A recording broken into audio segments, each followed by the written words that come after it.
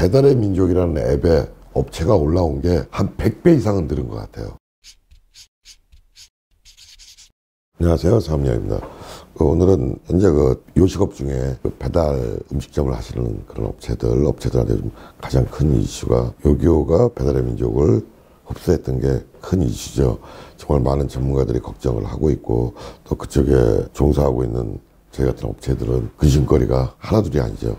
그런데 실제 지금 이거 배달앱 중개시장의 어떤 플랫폼은 배달의 민족이 55%, 요기요가 35%, 배달통이 한 10% 정도 이렇게 3분화되어 있는 그런 상황인데, 배달의 민족은 우리한테 좀 많이 친숙한 국내 업체고, 요기요 같은 경우는 사실은 딜리버리 히어로라고 하는 독일 기업이죠. 또 배달통 역시도 요기요가 인수함으로써 사실은 독일 기업이고요. 이들이 합병이 이루어진다고 한다면 결국 우리나라의 배달 시장은 독일 기업이 독점하는 그런 상황이 되겠죠. 우리나라 사람들을 옛날부터 배달의 민족이라고 불러왔죠. 우한 형제들이 그 배달의 민족이라는 이름을 갖고 플랫폼 시장을 열면서 상당히 친근감도 가졌고, 또 어떤 호감을 가졌던 것도 사실이죠. 근데 지금은 배달의 민족이 아닌 독일의 민족이라는 그런 이제 지금 정말 웃지 못할 그런 유머까지 지금 돌아다니는 중인데, 국내 지금 배달 시장 규모가 최근 몇 년 사이에 급상승을 했습니다. 그 시점에서 독일 기업이 독점을 한다, 많이 우려되는 상황입니다. 지금 이제 요기요가 배달의 민족 지분 80%를 인수한다고 이제 이렇게 발표를 했는데,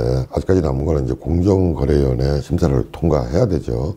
이제 그러다 보니까 요기요와 배달의 민족에서 이제 흘리는 얘기는 경쟁 체제를 유지하겠다, 해외 시장을 개척하겠다, 이렇게 지금 얘기들을 하고 있고, 또 요기요에서는 수수료를 인하하겠다, 배달의 민족은 흔히 우리가 얘기하는 깃발이라는 것을 과열 경쟁을 하지 못하도록 숫자를 제한하겠다, 지금 이런 얘기들도 흘리고 있고, 일본 자금이라고 하죠. 쿠팡에서 지금 역시 배달의 플랫폼 시장에 지금 도전을 하고 있는데, 일본 자금을 막기 위해서 이러고 있다, 흘리고 있는데, 실상 이거는 공정거래위원회 심사를 통과하기 위한 눈가림이지 정말로 그런 일이 벌어질 거라고는 생각하지 않습니다. 배달의 민족을 인수하는 금액이 4조 8천억이었다고 그래요. 금액이 어느 정도인지 아마 감이 안 잡히실 거예요. 그런데 최근에 아시아나항공의 입찰 금액이 2조 원대였다고 합니다. 배달앱 중개 플랫폼 업체 하나가 아시아나항공의 2배 규모였다는 얘기인데, 어마어마한 충격이었던 것 같아요. 그것도 독일 기업이 독점을 한다는 거에 정말 많은 분들이 우려하고, 이것 때문에 수수료가 인상될 거다, 또 많은 횡포가 나올 거다, 이렇게 얘기를 하고 있는데,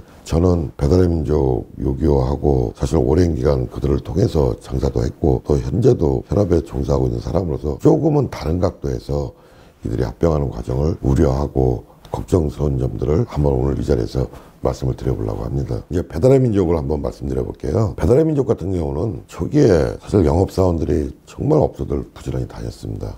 그런데 대부분의 저희 그 당시에 종사하는 사람들은 사실 앱에 대한 개념도 떨어졌고, 또 이게 과연 될까 해서 상당히 이렇게 좀 거리감을 뒀죠. 어떻게 보면 무시했다고 해야죠. 하다 보니까 이제 배달의 민족에서는 어떤 새로운 전략을 들고 나왔어요. 그 당시 우리들은 거의 대부분의 광고를 책자 광고에 이제 의존하고 있었는데, 책자 광고를 하시는 사장님들을 끌어들이기 시작한 거죠. 그분들한테 수수료를 줄 테니까 이제 업소들을 모집하도록. 이제 그러다 보니까 또 저희들은 책자 광고 하시는 분들하고의 어떤 유대감 이런 것 때문에 또 마지못해 작성도 해드리고 가입도 해드리고 이제 이런 상황이 발생을 했죠. 그런데 이제 이게 그렇게 가입을 하고 한 1년, 2년 지나다 보니까 이 배달앱이 젊은 층에 상당히 폭발적인 반응을 보이기 시작했어요.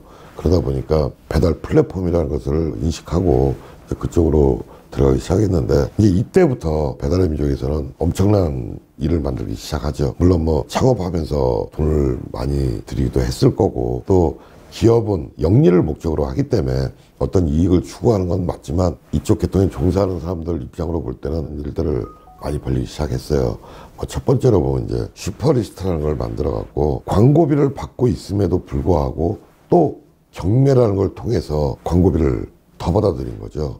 근데 이게 과열되다 보니까 제가 확인한 건 가장 크게 그 경매 입찰된 금액이 한 동에 800만 원까지는 제가 확인한 바가 있습니다. 들은 얘기로는 1000만 원이 넘는 경우도 허다했다고 해요. 좀 이슈가 되고 문제가 되다 보니까 한동안 그 슈퍼리스트를 중지했죠. 한 2년 중지했던 것 같아요. 하다가 슈퍼리스트를 또 만들었죠. 저희 같은 업체들한테 부담을 주기 시작했죠. 이런 장사를 하더라도 좀 돈이 풍부했던 사람들한테는 뭐 도움이 됐을지도 모르겠어요. 하지만 그분들도 결국에는 이 슈퍼리스트를 이용해서 이익을 남기지는 못했을 거라고 봅니다. 그걸 또 하다가 말이 많이 생기니까 이번에 뭐 업체들을 위한다, 슈퍼리스트를 없애겠다 하면서 오픈리스트라는 걸 또 만들었어요. 그리고 두 번째로 배민라이더스라는 걸 또 만들었어요. 이걸 만들어 갖고 배달을 하지 않는 업체들, 로드 매장들을 설득해 가지고 배달을 하도록 만들었죠. 뭐 광고비도 없다, 배달료도 무료다, 이렇게 해가면서 배달 수행해 주시는 기사님들한테는 장비나 기름값까지도 그냥 무상 지원해 가면서 엄청난 또 돈을 투여하셨죠. 근데 이 부분이 문제가 된 거는 이렇게 하다 보니까 경쟁이 어마어마하게 심해지기 시작한 겁니다. 이 배민라이더스를 시행하면서 배달의 민족이라는 앱에 업체가 올라온 게 한 100배 이상은 늘은 것 같아요. 물론 그 와중에 배달의 민족 앱을 이용하기 위해서 많은 분들이 참여도 하고 했겠지만은 불과 4, 5년 사이에 말도 안 되는 경쟁 체제를 만들어버리고 그 중에 일부 업체 광고비도 무료, 뭐 배달료도 무료 이렇게 해놓고, 자, 지금은 배달의 민족에서 뭐 내년 3월에는 업체당 흔히 얘기하는 깃발 광고하는 숫자를 뭐 3개로 제한하겠다 그러는데 믿기 어려운 상황입니다. 그 뒤에 뭐가 숨어 있는지 알 수가 없어요. 현재까지 배달의 민족이 행위를 해왔고 온 걸 보면 뒤로는 다른 일을 해왔다는 거죠.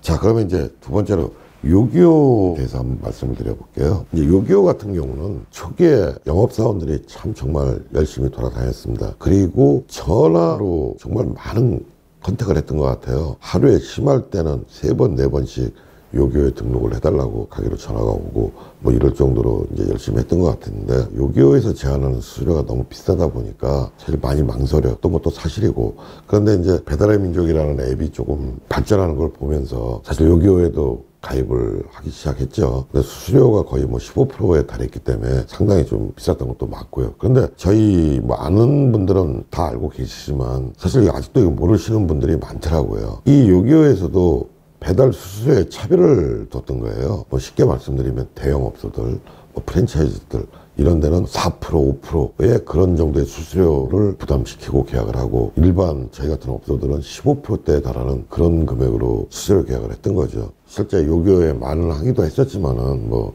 그게 요기요에 받아들여지기는 없었던 그런 상황이었고요. 그 다음에 이제 요기요도 업소가 많이 생기고 협력하는 업체들이 많이 생기면서 일들을 벌리기 시작하죠. 요기요 플러스라는 걸 만들어가지고 배민라이더스하고 비슷한 그런 상황을 만들었고, 우리 동네 플러스라는 걸 만들어가지고 배달의 민족하고 똑같이 경매를 통해서 수입을 더 창출하는 그런 현상을 만들었던 거죠. 결국은 이 상황들은 요기요나 배달의 민족 똑같이 일반 업소들을 경쟁을 너무 과열시키고, 돈이 있는 업체들은 조금 더 매출이 일어날 수 있도록 하고, 정말 좀 어려운 업체들은 계속 어렵게 만드는 그런 이제 정책을 펼쳤죠. 요기요는 올해 이벤트 행사, 반값 행사 이러면서 정말 많은 행사를 했습니다. 근데 그 대부분의 행사들이 프랜차이즈에 집중이 됐어요. 사실 뭐 모든 시장은 파이가 있습니다. 배달 시장 역시도 시켜먹는 뭐 고객층이 있고 그 금액이 있고 그 파이가 있는데, 프랜차이즈 뭐 예를 들어서 무슨 킹, 뭐 무슨 FC, 뭐 무슨 리아 이런데 이제 반값 행사들을 계속 해왔죠. 이러다 보니까 모든 주문이 그쪽으로 몰리기 시작했고, 나머지 일반 가입 업체들은 매출이 반토막 이상, 심한 경우는 60%, 70%까지도 매출이 주는 현상을 봤어요. 또 그것 때문에 요기요에 많은 항의도 했지만은 이 역시 뭐 요기요에서 받아들여 준 적은 없고요. 이제 저 같은 경우도 요기요와 이제 한 5년, 6년 같이 이렇게 동행을 해갖고 왔는데, 제가 요기요에 가장 많이 건의했던 것 중에 하나가 있습니다. 기존 같이 해오는 업체들을 좀 우대해달라.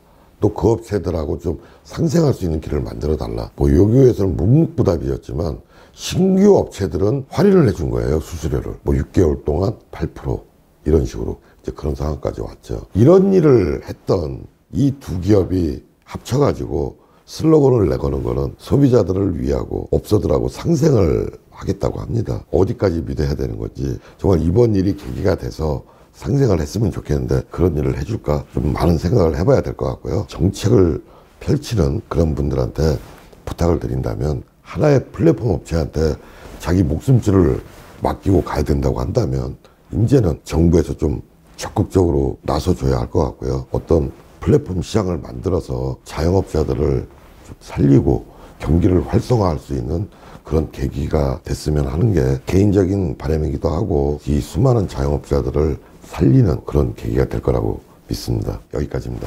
감사합니다.